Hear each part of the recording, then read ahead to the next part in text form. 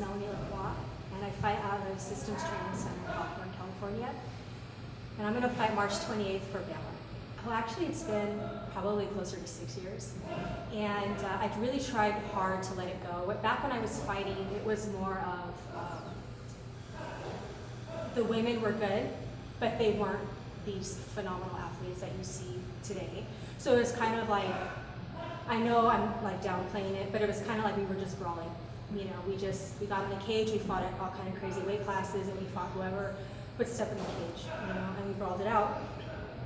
Over the last 6 years, you've got Olympic athletes, you have collegiate wrestlers, you have a whole another level of women really stepping up to the plate and making their way into MMA and the UFC. And I really felt like that was very far away for me. I didn't feel like I'd be able to come back and compete on that kind of level. So I tried really hard to let it go. I prayed over and over again that I would just lose the desire. And I was a mom, I became a mom, and you know, working full time and really putting all my energy into other things. But somewhere inside, like, it's still haunting me. It wouldn't let me go. And you know, I know a lot of people like in the industry and stuff like that who just train to do jiu-jitsu and Muay Thai and stuff like that. And every time I would talk to them, like, a part of me was like, I want to do what you're doing, you know, but I really didn't think I could. And it actually just so happened that, you know, I would pray the doors would close, and they did. But I didn't expect for other doors to open. And when they opened, I had the opportunity to come here in December. And again, I stepped on the mat, you know, Ian Harris and John and Marcus, and everybody, you know, all the team captains and stuff were really welcoming and really provided an environment where I felt like I could grow and to give MMA a final legitimate last chance. And you know, 3 months later I have a fight. And I really thought it would be like a year or two. And so it happened kind of fast, but I feel good about it. I kind of feel like I'm in the environment where it's so positive and so nurturing, I can't help but to grow. You know, the growth was just natural. And you know, I look forward to coming here every day. I feel like I'm on the mat with my family, with my brothers, people who genuinely care, not only about me, but each other. And it's really inspiring.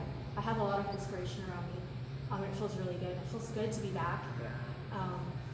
You know, really feeling like I'm giving it all that I have. I think what's different for me now, when I used to fight, I didn't have, even though I was fighting, I didn't have a foundation or stability. So I was taking jiu-jitsu classes. I mean, my training just wasn't even close to the level of what it is now. And I kind of, quite frankly, I look back and I can't believe I ever stepped in the cage. And I'm okay with, you know, starting over and really feeling like this feels like the first fight for me again. Everything else just, it was just like a tough girl kind of, you know. I would die if I fought. I might die at 135, but I'm just kidding. But I'm happy at 35. Well, the first thing I had to do was, instead of putting, this is one of the things that Ian was helping me with, is it became asking myself a lot of questions and figuring out who I was, which required a lot of mental processing. So instead of just freaking out physically and trying to cut weight and trying to, like, you know, take every kickboxing class I can take and, you know, overdoing it physically, we started mentally. And it was even like, you know, the first few weeks of camp was, you know, if we're not ready, we're not ready. You know, there was no pressure, it's no big deal. You know, there's going to be another fight at some point. So it just felt like I was comfortable, and that stress of it was, for the most part, eliminated. You know, of course, there's a roller coaster, anyways, but just that stress of weight cut alone, you know, can kind of fry someone out. But it's been really smooth for me. I have a lot of, you know, guys on my team who fight 135 who are walking a little heavier than that, and gave me some tips and stuff, and it worked. You know, I don't know. By the grace of God, I think. She's really good about it. She's kind of grown up in an academy and stuff like that. So this is all normal to her. She's really good about it. If I felt like it were stressing her out or taking a lot away from her, I just wouldn't do it. I think with everything, there's a point where, you know, even though this is like my first fight again, I have been through these motions. And I can't knock on a girl who, you know, is 21, and this is a brand new experience for her. You know, she's still trying to figure it out. And And it's a lot of fun. You know, you're having a lot of fun, and the experience is incredible. It's phenomenal, and it's really kind of like one chance in a lifetime. Not everybody can do this.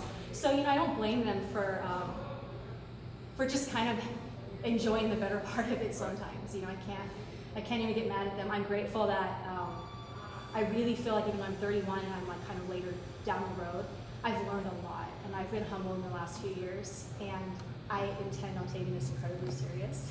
I don't have time to waste, and you know, I have to function. I work full time, I have to be a mom, and I have to kind of keep my wits about me. I remember hearing Dana White say, "I will never fight women." I mean, I remember those words, and so when he brought Ronda Rousey on, it was really exciting, and I really felt like proud as not just as a a cage fighter, but just as a woman in general, to see women coming up in an industry that was predominantly a man's. So I'm proud to be on the spectrum, way below. That's okay, but I'm proud to be a part of that, and I'm really happy that they changed their mind and gave women a chance because they're kicking butt.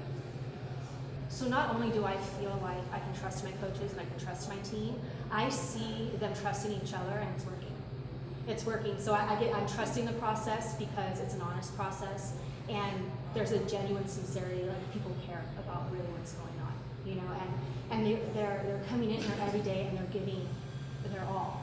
My daughter's here today, and normally Terrion has his, baby J running around, drop kicking everything. So it's like, it's a family environment. So not only are we family on the mat, we're a family, we're bringing our families in here, and we all know each other. And it's inspiring. It's inspiring to see Terrion trust Ian, and Ian, give Terrion his all, and just all of us, and I feel like I can trust that. So I can trust what I'm feeling, like I know it's legit, and I really feel blessed. There's a special dynamic here that I really feel is something special.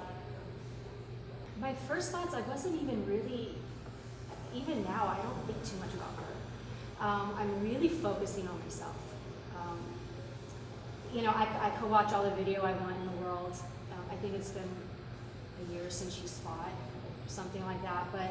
But really, I mean, I need to sharpen up my game. I need to be on point.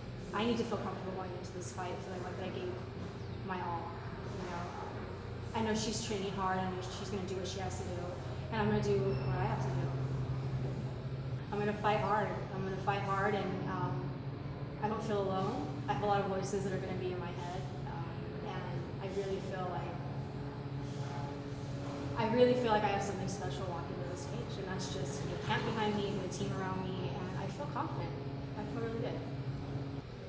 I'm just gonna. I had a lot of negativity when it came to that.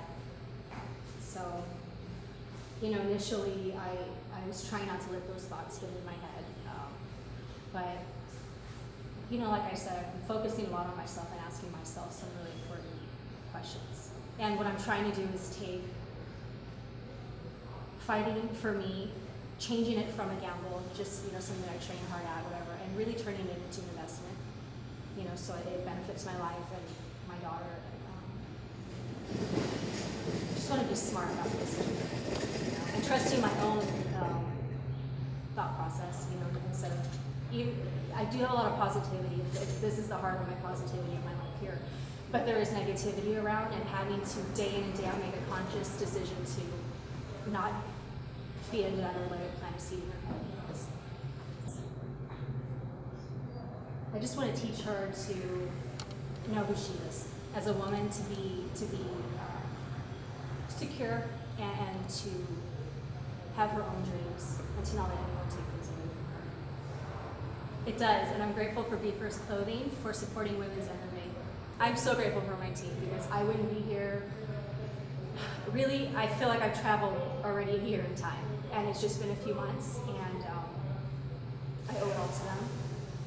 First, providing a comfortable environment that, not only as someone wanting to fight, but as a woman too, and they push me ridiculously hard, but it's all out of love, and I know it, and it feels good, and I love coming back day to day.